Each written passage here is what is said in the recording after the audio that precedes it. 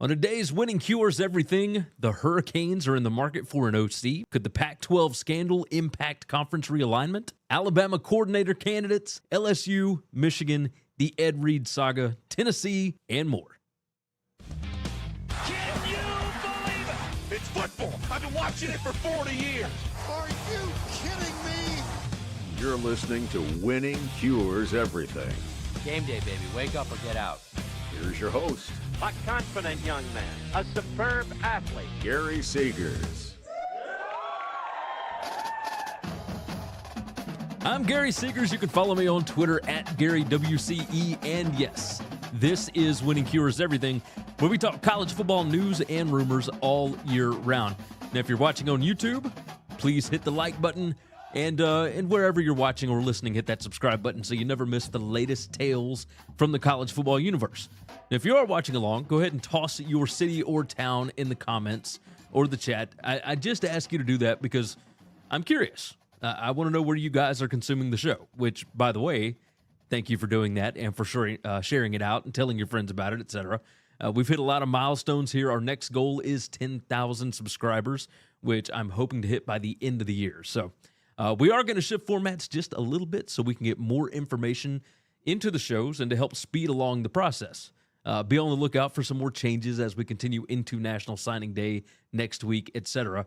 But let's go ahead and continue on with the show. Let's go on and write down our times here. And we're going to start here. Miami and Mario Cristobal have fired offensive coordinator Josh Gattis. Now, Gattis was hired just 1 year ago from Michigan after winning the Broyles Award as the nation's top assistant coach. Miami's offensive results were, to put it nicely, not up to par this year. Tyler Van Dyke, the stud quarterback, did not perform anywhere close to what he did in his freshman season in 2021 before missing 3 games with a shoulder injury. The Miami offense averaged 367 yards per game. That was good for number 86 in FBS. And the Hurricanes only averaged 3.7 yards per rush this season, which is not good, especially for a Cristobal offense. Gattis was not the only change on the offensive side of the ball this offseason. Frank Ponce, the quarterback's coach and passing game coordinator, he left Miami to return to his former job as the App State offensive coordinator. So where does Mario Cristobal go next? My first guess would be Marcus Arroyo, who was just fired after 3 years as the head coach at UNLV. Arroyo was Willie Taggart's OC at Oregon. He remained in the position under Cristobal in 2018 and 2019. He helped develop, I guess you could say, quote unquote, the quarterback Justin Herbert. Although, let's not kid ourselves, they didn't fully utilize him the way that most offenses would have. Another potential name to watch here might be James Coley.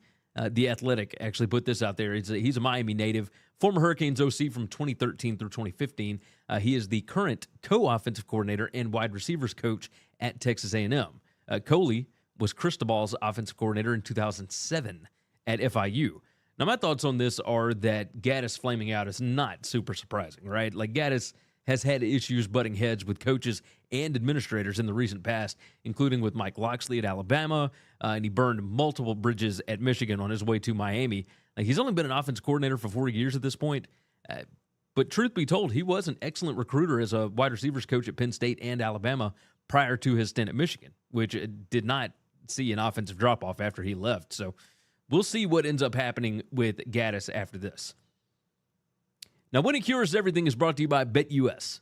With fast payouts, fantastic customer service, a myriad of options to bet on, and an easy-to-use layout, it's easy to see why it's been America's favorite online sportsbook for nearly 30 years.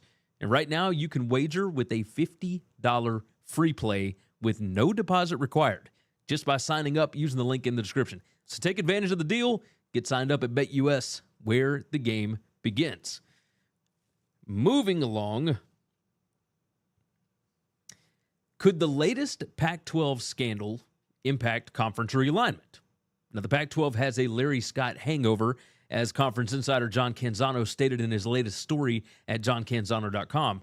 A scandal has erupted on the West Coast as 2 Pac-12 executives, that's Pac-12 Network President Mark Shucken and CFO Brent Williams, were dismissed by Commissioner George Kliavkoff with approval from the Pac-12 Board of Directors for failing to report overpayments from a media distribution partner, now revealed to be Comcast.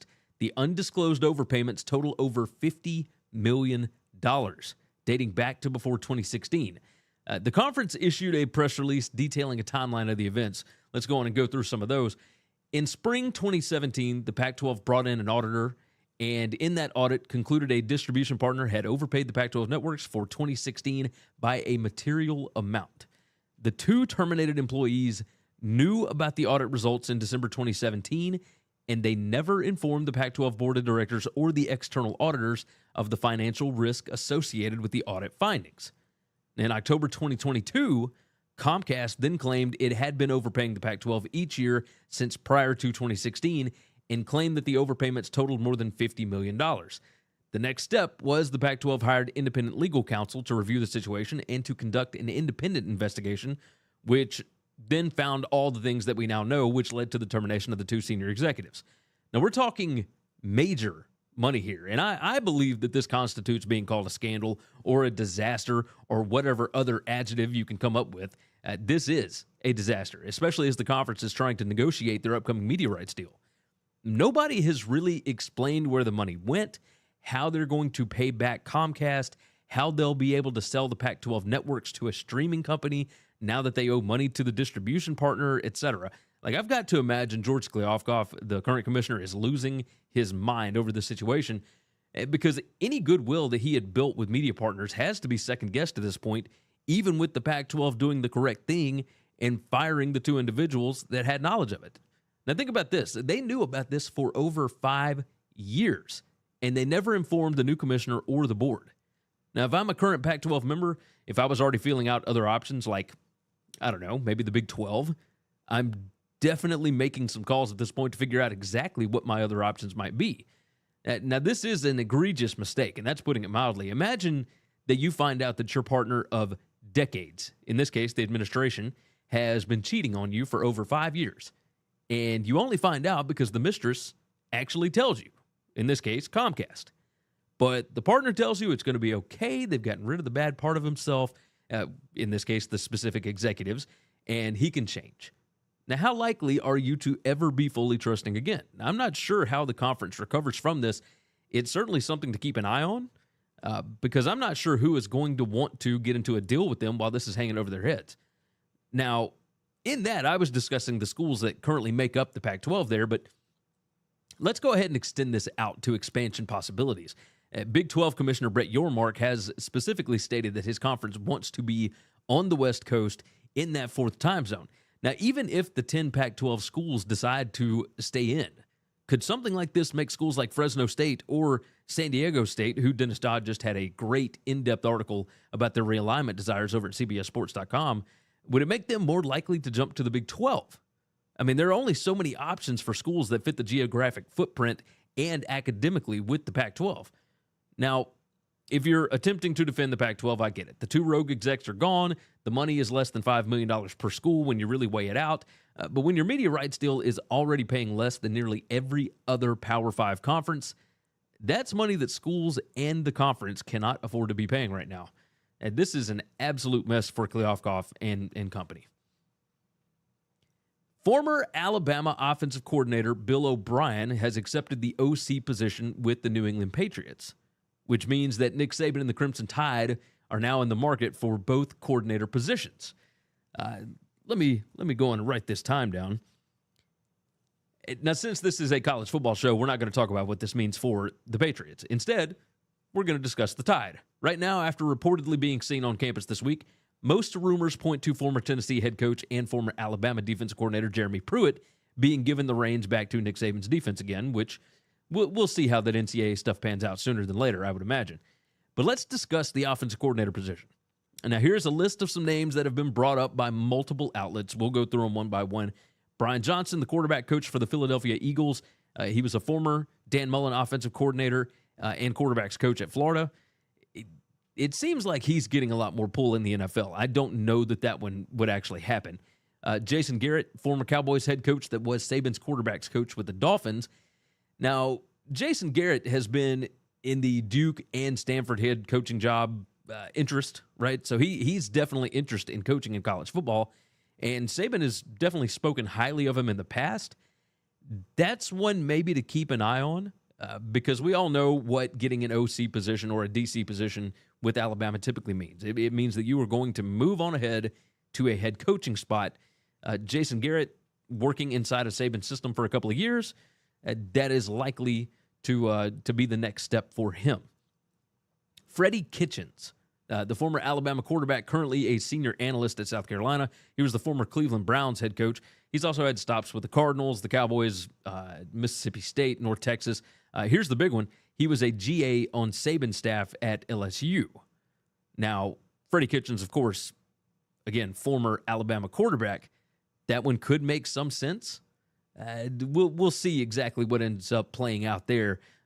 It was not super successful as a head coach at Cleveland, other than when he was an interim, and that worked out pretty well. Obviously, he got the job for a full season, but it tanked at that point. So we'll see.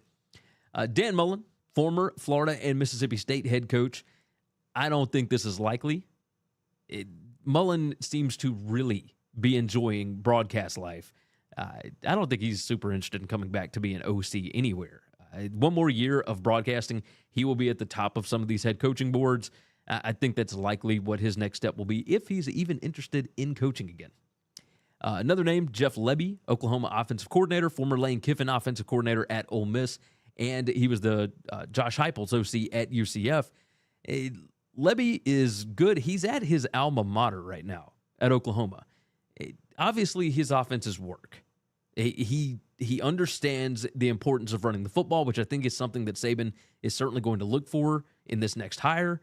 But how likely is he to leave a situation at his alma mater where he's already making really good money? We'll see about that one.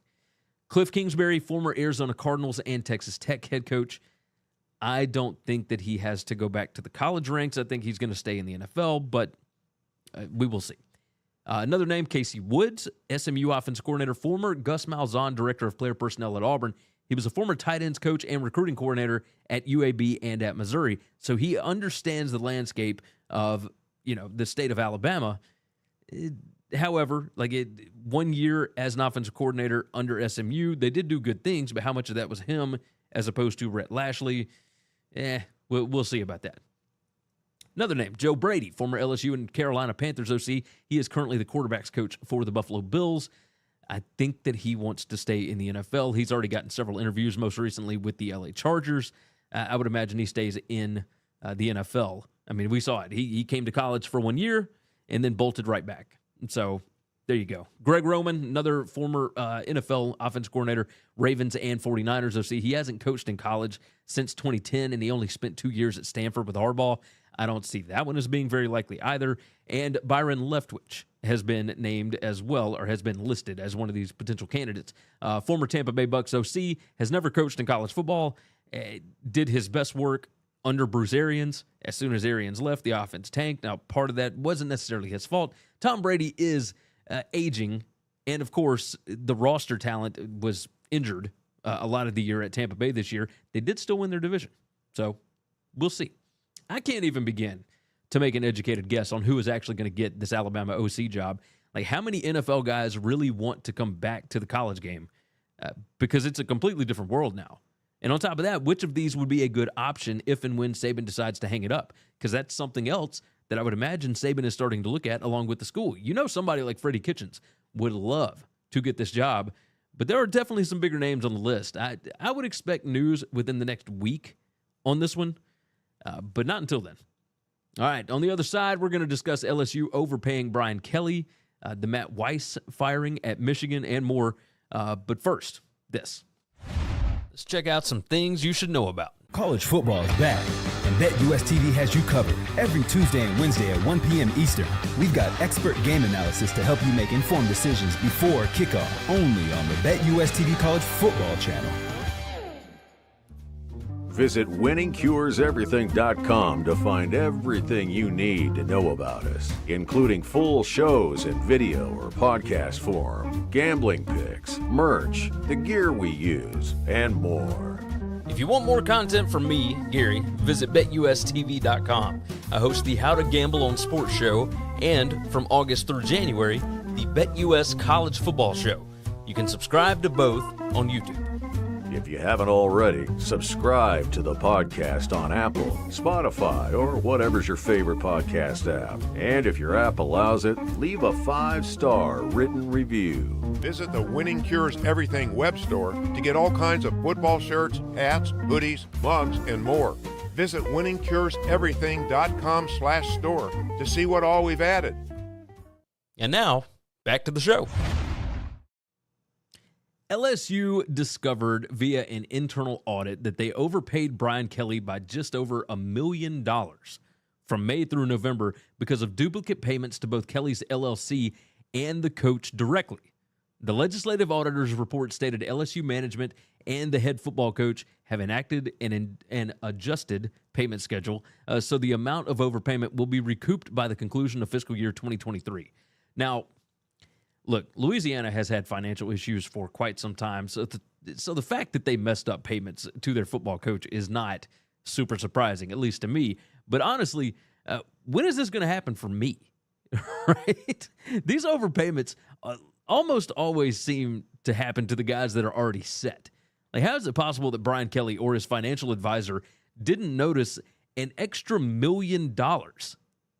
Like, I can promise you, these are the people that don't need to budget, right?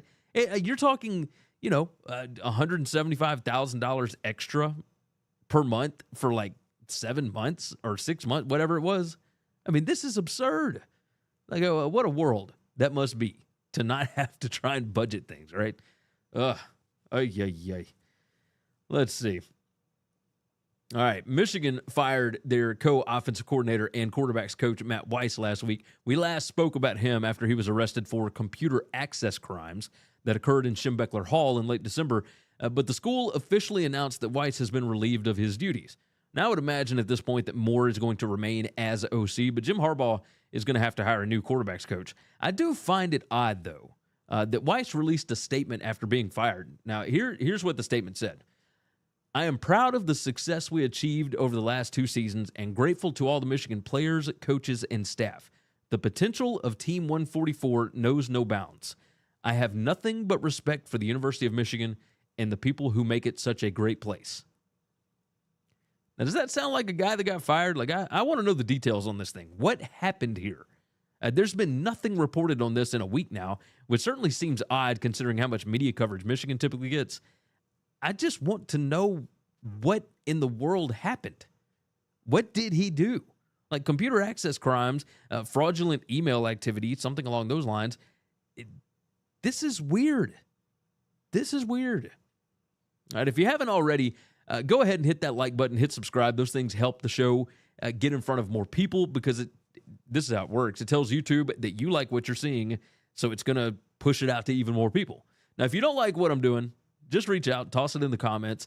Reach out to me on Twitter at GaryWC. CE. I'm not against receiving constructive criticism so long as it's not rude. Oh, and of course the podcast as well. Leave a 5-star written review. That helps us get in front of more people on the podcast side as well. So help me out. Well, I would certainly appreciate it. Bethune Cookman made the decision to not ratify their contract with former Miami Hurricane and Baltimore Ravens legend Ed Reed, who was acting head coach at the school in Daytona Beach, for 25 days. Now, Reed alleged in a profanity-laced Instagram Live video that he arrived to an unclean office and there was trash all over the campus. Now, Bethune Cookman is a private HBCU that has a lot of pride, and I would imagine that being publicly shamed by their new head coach is not what they envisioned would happen within the first month on the job, especially before everything was finalized with his contract.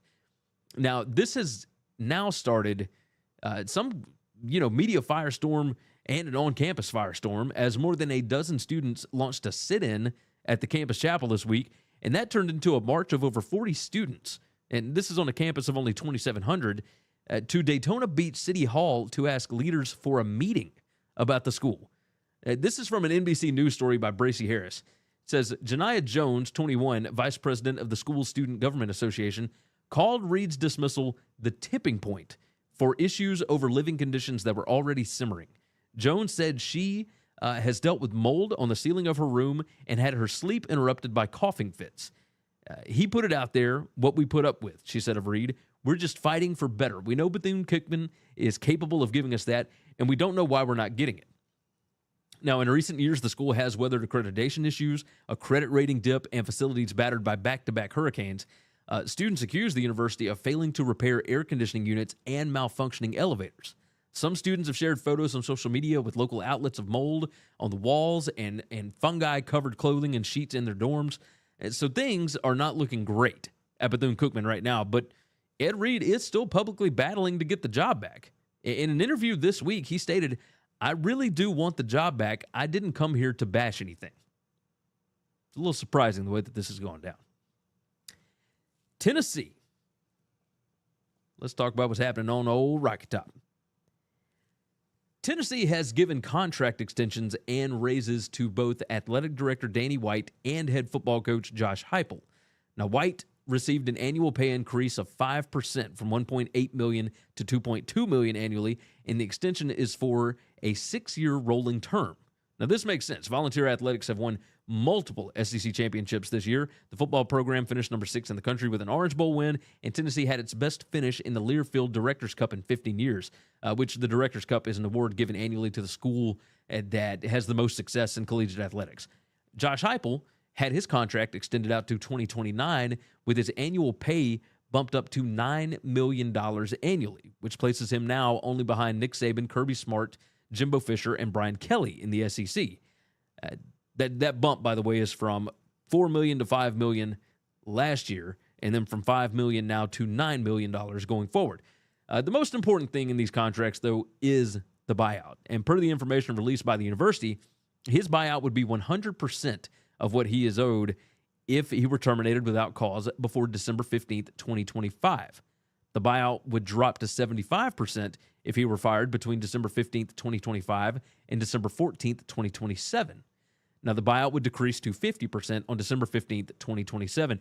If Heupel leaves before December 15th of this year, he will owe the school $8 million. But that buyout drops to $6 million for 2024 and then decreases by $1 million each year after that. Heupel is 18-8 in 2 seasons at Tennessee. He finished with their highest ranking since 2001. That's right. Phil Fulmer, Casey Clausen, you remember those guys. Now, while all that's great, the most important thing was being the first coach in 15 years to beat Alabama. Of course, third Saturday in October. Everybody remembers exactly what is going on with that. Now, here's what I'm curious about. I get that it is the status quo to give a raise and an extension to a coach after a big season, but this is year 2 of what was widely viewed as a bridge coach while the school was navigating NCAA waters. Schools don't have to pay this crazy money to these coaches.